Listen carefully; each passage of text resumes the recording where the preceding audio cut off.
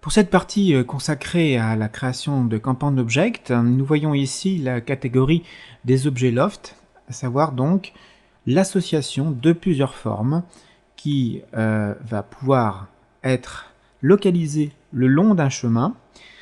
Et donc cette association de formes va permettre de créer un volume à l'image de ce que peut être l'objet lampe de bureau, dont le pied est un objet loft. Nous avons un chemin qui est donc droit dans un premier temps et ensuite coudé. Et nous y allouons deux formes le long de cette trajectoire, et le résultat, après diverses modifications et réglages de cet objet loft, permet ainsi de créer notre volume. Nous avons la même technique appliquée pour le support de l'abat-jour. Donc nous utiliserons également l'objet loft pour l'abat-jour, pour le support de l'abat-jour. L'abat-jour, lui, a été créé en modélisation polygonale, qui est une méthode de modélisation que nous aborderons dans les sections suivantes. Nous allons commencer en chargeant un fichier qui se trouve dans le répertoire source du DVD, File, Open, et nous allons dans le DVD et les formes, et dans les sources 3ds Max, et nous allons prendre dans les scènes, la scène lampe bureau 00.max.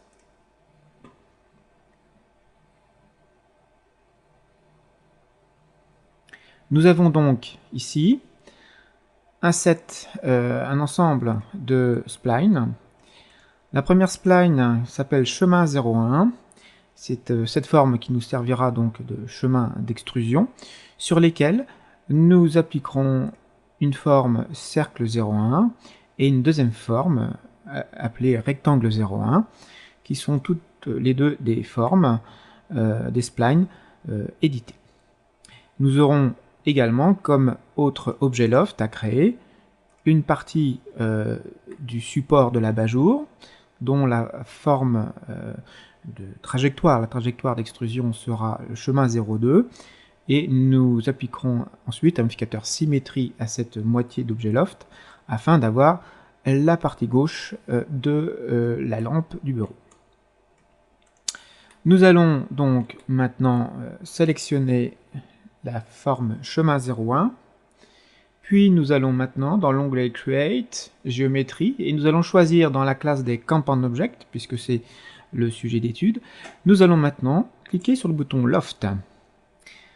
En ayant cliqué sur le bouton Loft, eh bien, nous allons demander maintenant à ce que au chemin, au niveau 0 du chemin, donc dans Pass Parameters, Pass 0, nous cliquons sur le bouton Gate Shape pour choisir la forme cercle 01, et nous avons donc ici automatiquement une extrusion qui est donc le résultat de notre chemin d'extrusion sur lequel nous avons assigné la forme cercle 01. Nous allons maintenant continuer la création et la modification de cet objet loft en allant dans l'onglet Modify. Et dans l'onglet Modify, eh bien, nous allons commencer à déformer notre objet par une déformation en échelle. Donc nous allons dérouler le rollout déformation, puis cliquer sur le bouton Scale, ce qui nous amène à obtenir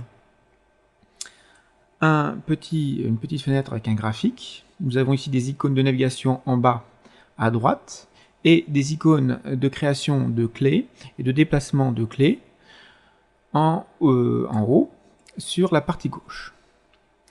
Nous allons faire un zoom négatif afin de pouvoir avoir une notion de l'échelle de ce graphe. Et donc ici, grâce à ce graphique, nous allons pouvoir demander à ce que du début du chemin, c'est-à-dire au niveau des abscisses, sur l'axe des abscisses, nous ayons une échelle qui aille pour l'instant, de 100% du début jusqu'à la fin. Et en ordonnée, eh bien, nous avons les valeurs d'échelle ici. C'est-à-dire que pour l'instant, nous avons deux clés d'échelle, qui sont invariables, et qui ont, chacune d'elles, si nous sélectionnons la première clé par exemple, nous savons que l'objet a une taille de 100%, c'est-à-dire une taille normale, et que ce point d'échelle est à 0% du chemin, c'est-à-dire au début. Même chose pour la clé d'échelle de fin. Nous savons qu'à 100% du chemin, donc à la fin, eh bien l'échelle est de 100% de taille. Alors nous allons donc demander à ce que ces deux points, donc nous sélectionnons ces deux points d'échelle, nous allons demander, en nous mettant en déplacement vertical, à ce que ces deux clés soient à peu près à 50%.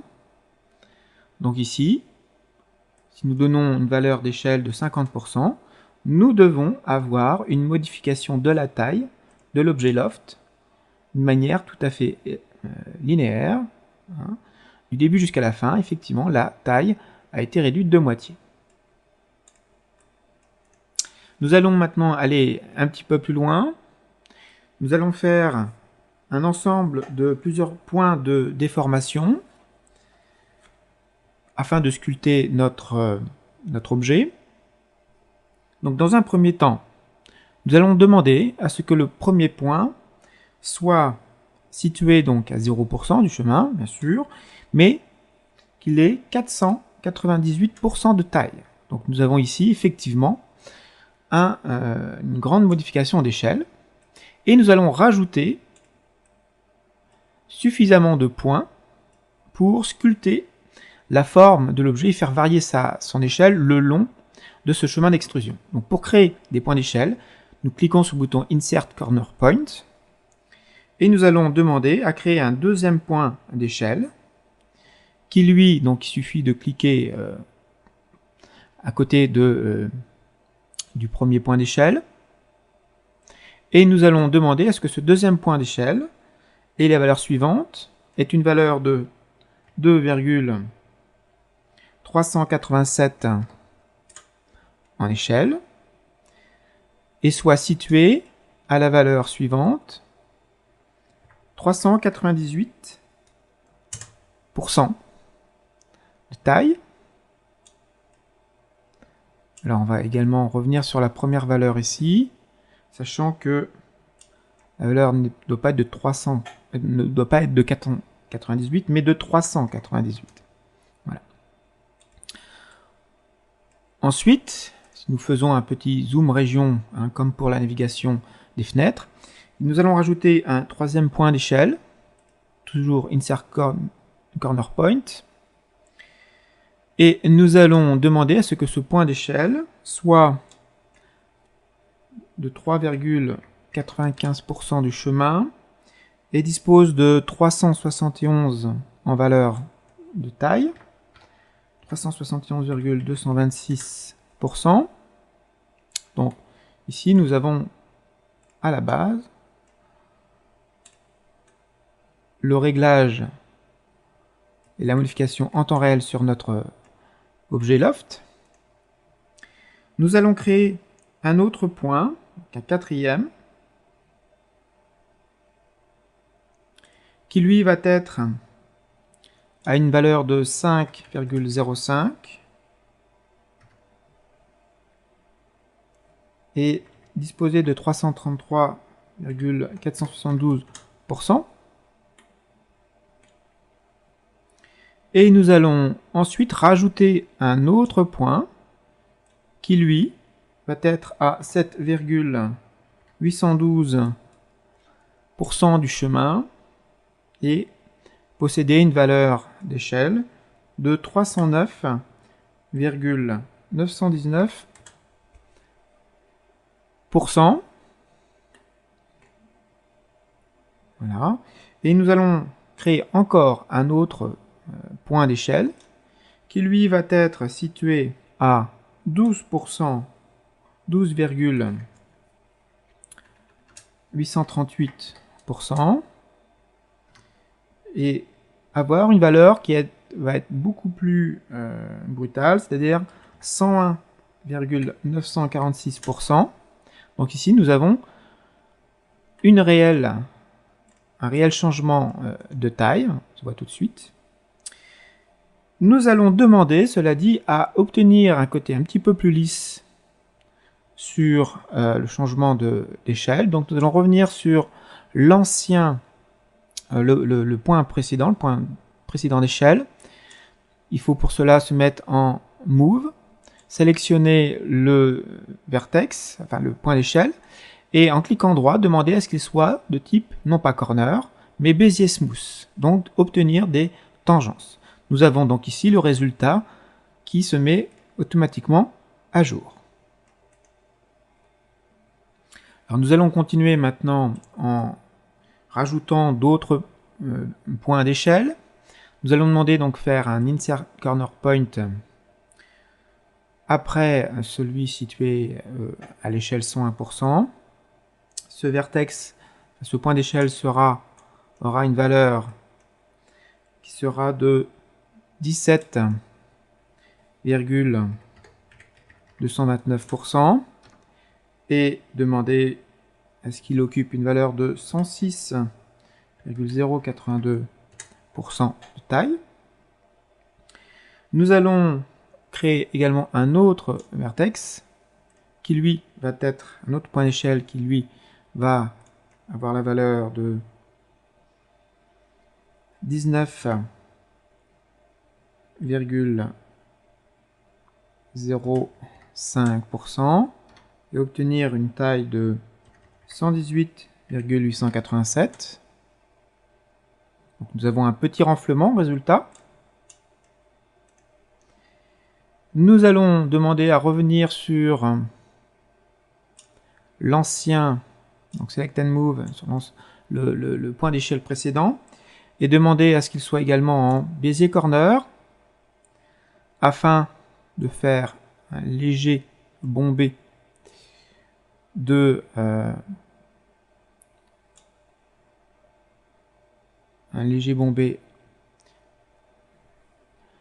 tangence. Nous veillons à ce que, avec la touche Maj enfoncée, la touche Shift enfoncée, nous ayons une indépendance de poignée, comme pour les splines.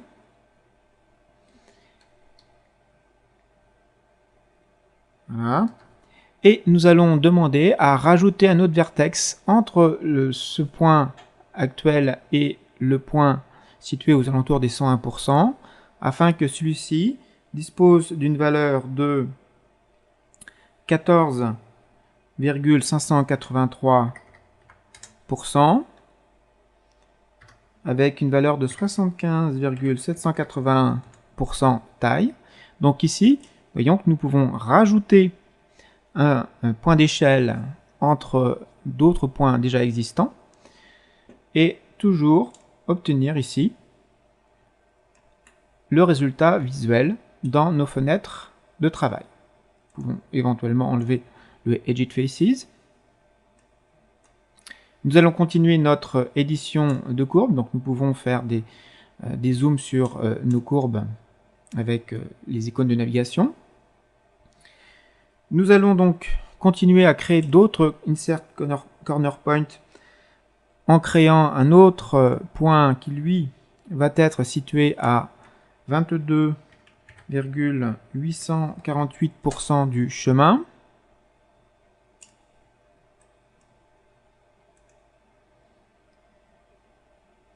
Et occuper une taille de 118,887%. Donc nous avons ici un effet de palier. Nous allons demander également à recréer un autre point d'échelle qui lui va être situé à 23,474% avec une taille qui sera de 100,787%. Nous allons continuer également à créer un autre point qui lui sera situé à 24,467% et occuper une valeur de 104,124%. d'échelle. Donc ici nous avons bien une petite augmentation dans la taille et donc un renflement. Nous allons ensuite aller beaucoup plus loin dans les variations d'échelle. Nous allons créer un point d'échelle qui sera donc situé à 26,612% et lui occuper une taille de 161,553% de taille. Créer également un autre vertex, un autre point d'échelle qui sera donc à 27,014% et être situé à 161,553%.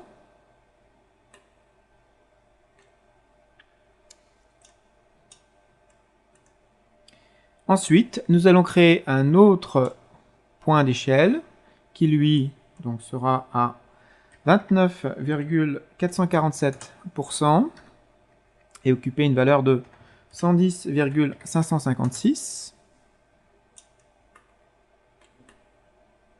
Voilà, l'objet commence à prendre forme tout doucement. Et nous allons maintenant continuer à rajouter un autre point aux alentours de 33%.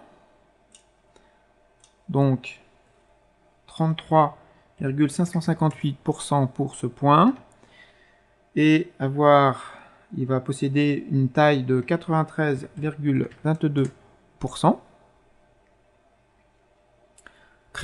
Créons maintenant un autre point juste après qui sera situé à 34,77% pour une taille de 30% d'échelle. Nous avons la mise à jour également donc en temps réel. Et nous allons rajouter encore un autre point d'échelle qui lui sera situé aux alentours des 90% du chemin. Ici donc, nous allons lui donner 98,607% d'échelle. On peut faire un zoom région sur cette fin de chemin. Et lui indiquer la même valeur que le point précédent, à savoir 30%, et donc disposer d'un long palier ici, ce qui correspond au même diamètre à la fin du pied. Nous zoomons sur la fin du chemin maintenant. Et maintenant, nous allons intervenir donc sur cette partie finale. Nous allons créer un autre point d'échelle. Celui-ci sera légèrement inférieur au précédent, à savoir situé un petit peu après, donc à 99,151%, et posséder une valeur d'échelle de 10%, et demander à ce que le vertex dernier, le point d'échelle dernier, pardon, soit de 100%, soit situé à 100%, puisque c'est évidemment le dernier du chemin, mais lui demander à ce que possède également 10% de taille. Donc nous avons ici, automatiquement, une partie beaucoup plus effilée à la fin, qui correspond au profil de notre déformation. Voilà donc le résultat pour l'instant de notre objet loft ayant subi une déformation en échelle qui est égale autant en X qu'en Y, car ici, vous devez observer, vous êtes sur Make Symmetrical, ce qui permet de travailler sur l'axe X, en tout cas de le voir, et d'avoir également la même répercussion sur l'axe Y, ce qui fait que la modification d'échelle est homothétique en X et en Y.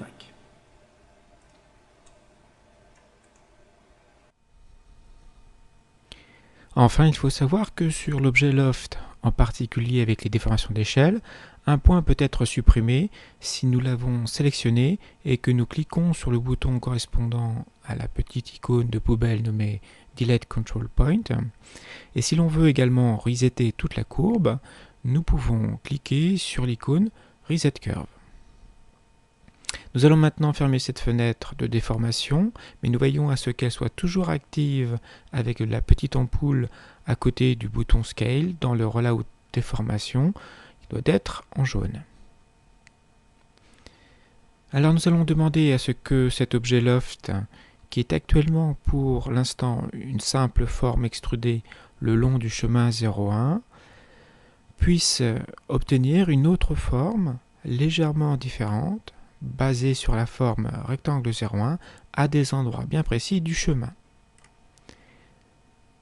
Pour ce faire, nous allons dans le sous-objet du loft, car ce dernier possède un sous-objet bien propre à lui, et nous allons demander à ce que dans le sous-objet shape, afin de pouvoir manipuler nos formes, mais pour l'instant nous n'avons aucune. Donc si nous faisons un rectangle de sélection, nous n'avons qu'une forme circulaire que l'on peut mieux distinguer si l'on est en wireframe.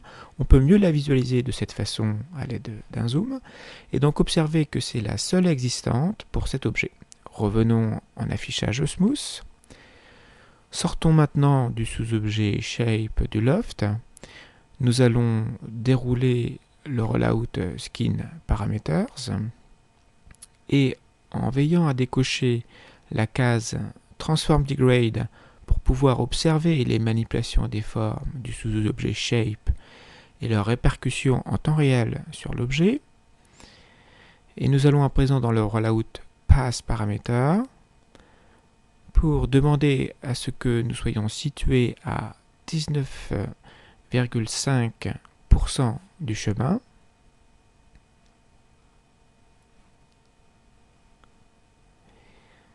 On doit donc visualiser une petite croix jaune qui donc indique le positionnement du path parameter. Et nous sommes donc quasiment à 20% du chemin. Et ici, nous allons cliquer sur Get Shape et choisir à nouveau la forme cercle 01. Ici, il n'y a pas de répercussion pour l'instant sur le volume général, car nous savons que de 0 à 19,5% du chemin, la forme est forcément circulaire. Ensuite, nous allons placer à 20% du chemin.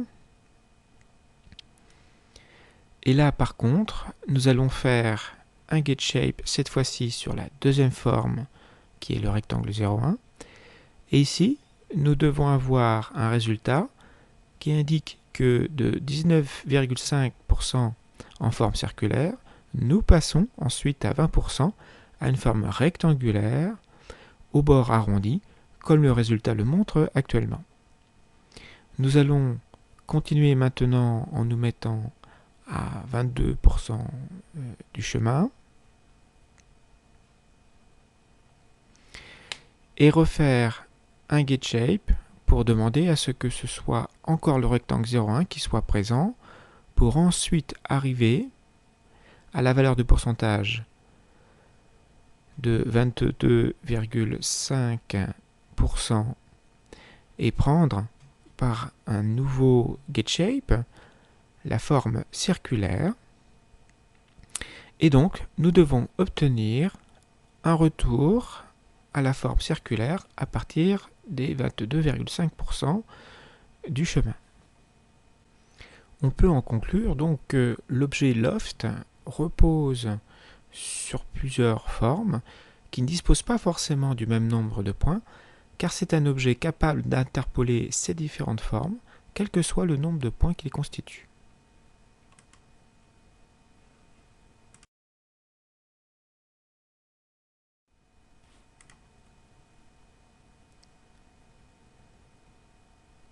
Le pied de la lampe créée en loft étant terminé, nous allons passer au deuxième objet loft. Donc nous sortons du Get Shape et nous allons sélectionner la forme chemin 02, puis aller dans l'onglet Create, Géométrie, puis Compound Object, recliquer sur le bouton Loft et choisir Get Shape et demander à ce que nous ayons une première forme circulaire, basé sur le cercle 0,1 et obtenir un premier résultat brut du loft. Nous allons maintenant dans l'onglet Modify pour le modifier en échelle, comme pour le pied de lampe. En cliquant sur le bouton Scale, donc nous retrouvons notre diagramme d'échelle. Et ici, nous allons demander à ce que nous ayons un premier point d'échelle à 0% du chemin et 12% de taille. Et demander à ce que le dernier point d'échelle dispose de 26,48% en taille d'échelle.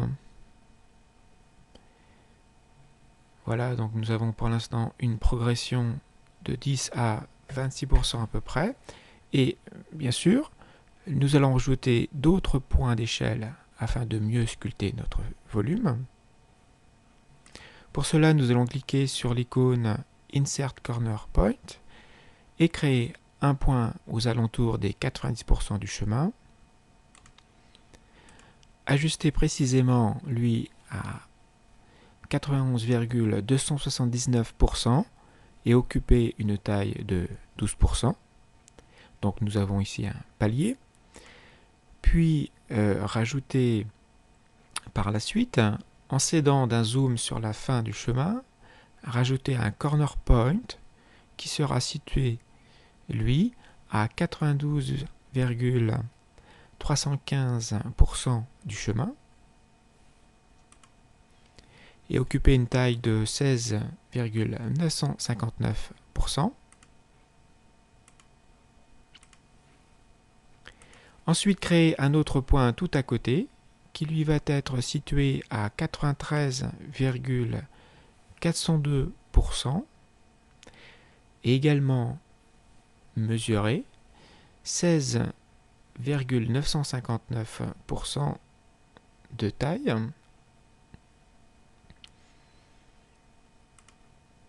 Ensuite, nous allons créer un autre point d'échelle.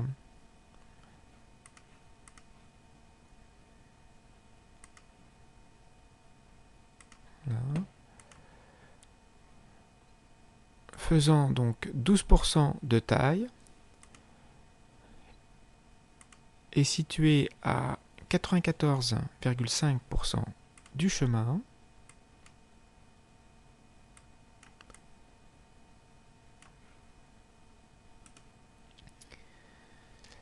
Et en zoomant un peu plus maintenant, nous allons veiller à ce que les deux points précédents soient transformés en Bezier Smooth afin d'obtenir un léger renflement à la fin du chemin, ce qui correspond à la petite boule ici. Et nous allons demander à ce que en déplacement en X, Y, nous ayons également un léger renflement sur lequel on peut agir grâce à la manipulation des tangentes.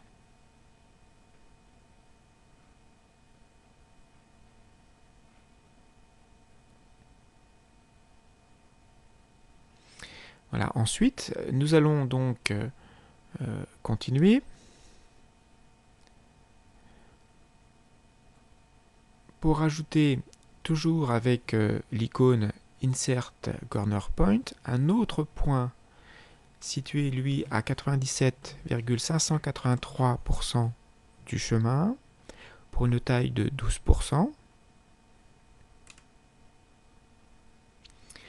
Rajoutons à nouveau un corner point situé à 98,03% du chemin et doté d'une échelle de 26,548%. Nous avons donc ici une fin plus évasée. Terminons par un point d'échelle qui est forcément localisé à 100% du chemin et qui doit avoir une taille de 26,548%. On peut également revenir sur les deux points, formant le renflement placé au niveau du coude, pour demander à ce qu'il soit de type Bézier, corner, afin d'obtenir des tangentes personnalisées, pour obtenir en fait une partie plus bombée sur la distance qui sépare ces deux points.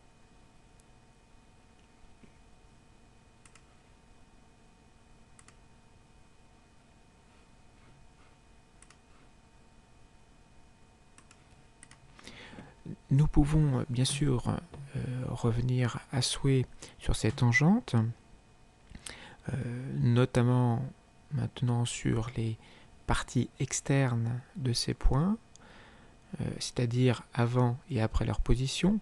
On peut également les modifier en hauteur, légèrement, et leur demander d'être un petit peu plus espacés. Donc toujours en jouant sur les tangentes, afin d'obtenir un renflement un peu plus épais. Nous avons donc ici terminé une déformation d'échelle, en particulier à la fin donc de cet objet loft. On le voit ici sur le graphique. Fermons maintenant donc cette fenêtre pour poursuivre par un autre processus la modification de ce dernier objet loft. Nous allons maintenant veiller à ce que dans le sous-objet shape de cet objet loft, nous puissions observer les formes, notamment pour sélectionner la dernière forme placée sur le chemin de cet objet. Alors pour cela, nous revenons au niveau objet.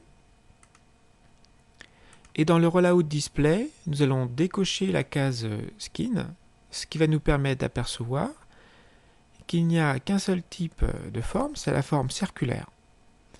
Nous allons demander maintenant à ce que dans le sous-objet Shape, cette valeur que nous sélectionnons dispose d'une valeur de pass parameter égale à 97%.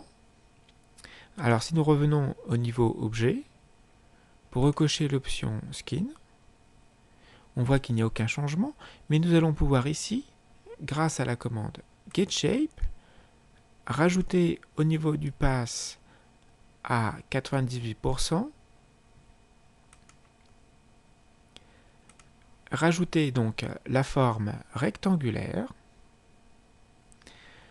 On observe donc maintenant que nous interpolons de la forme circulaire située à 97% vers la forme rectangulaire située à 98%.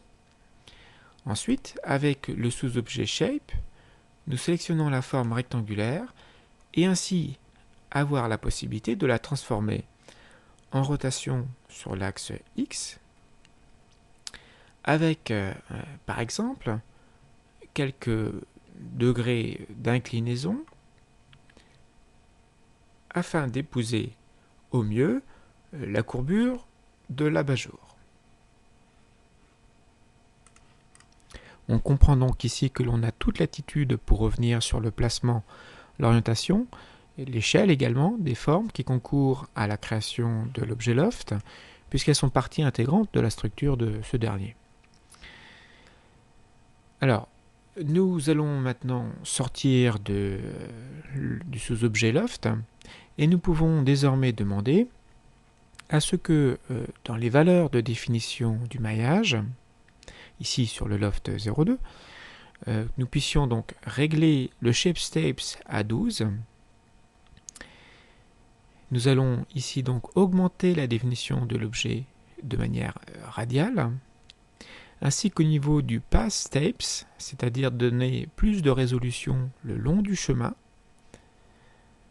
avec une valeur de 10. Si nous affichons les arêtes délimitées, on se rend compte de la densité du maillage. Si l'on revient à 5 en pass steps, la définition devient plus faible. Et si donc elle est à 5 également en shape steps, nous voyons effectivement une quantité encore moindre de définition du maillage. On peut convenir d'une valeur de 8 en shapeshapes et appliquons le même procédé pour le premier objet loft que l'on sélectionne.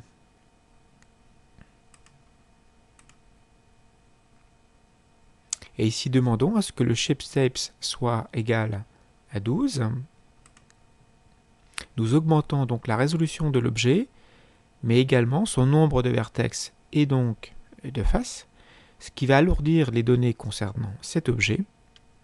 Donc on peut demander à ce que le pathSteps, lui, puisse rester à 5.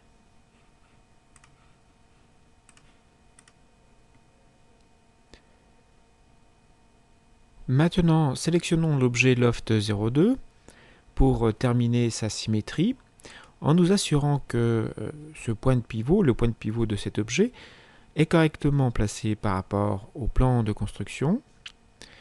Comme c'est le cas, appliquons-lui un modificateur symétrie que nous allons trouver donc dans la catégorie Mesh Editing.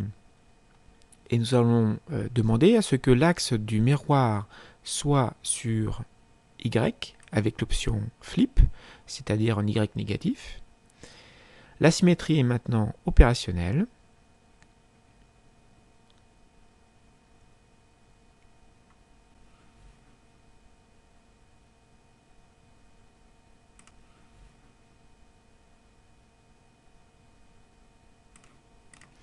Voilà, notre objet lampe bureau est terminé. Nous pouvons donc maintenant le sauvegarder dans le projet Ghosty.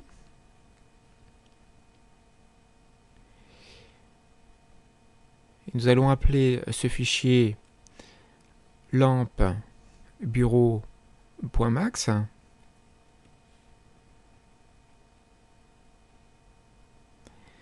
Enfin, terminons par renommer les objets. Nous allons sélectionner dans un premier temps l'objet loft01 pour l'appeler pied lampe underscore bureau.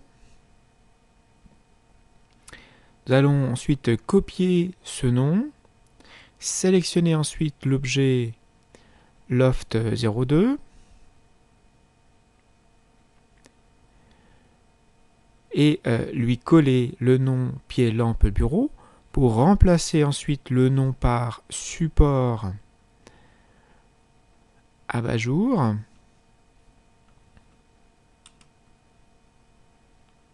Lampe bureau et vérifier que l'abat-jour est bien nommé comme tel. Nous sélectionnons ensuite ces trois géométries et avec la touche H, nous allons désélectionner les formes. Ces géométries étant choisies, nous allons cliquer sur le menu groupe, commande groupe et nommer ce dernier lampe underscore bureau. Voilà, la modélisation de la lampe du bureau est terminée.